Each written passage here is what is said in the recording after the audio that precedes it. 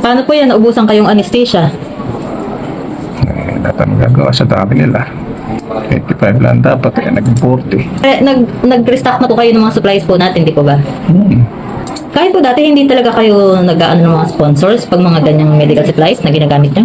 Hindi, nakakaya magpa-sponsor pa. Pero may maski pa paano po nagbibigay naman? Wala. Sino-shoulder nyo talaga lahat ng gastos? Minsan, meron nabibigay galing sa akin. Pero, bihira yun. Eh bakit hindi kayo naghahanap po ng magdodonate?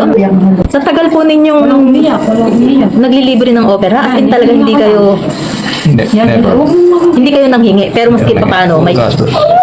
Lalo na yung mga operation tuloy. Nung umbida ka mga doktor, siyempre, pagka nung umbida ka ng mga maraming doktor, siyempre kahit pa paano. May gastos.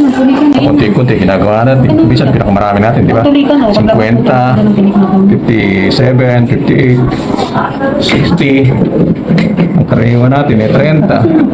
Kung nag-operation tuli tayo sa isang barangay, naimbitahan lang po kayo nun eh. Tapos may iba pang doktor po ba yun? Wala siyang dalang gamit na sarili? Pinahiram niyo pa? Natandaan niyo yun, Dok? Oo, dyan sa Francis. Sa Lungos po, Lungos. Lungos din. Saka Francis din. Francis din. Wala silang sariling gamit. Pinahiram niyo. May kong gamit eh. Good for 30 yung ating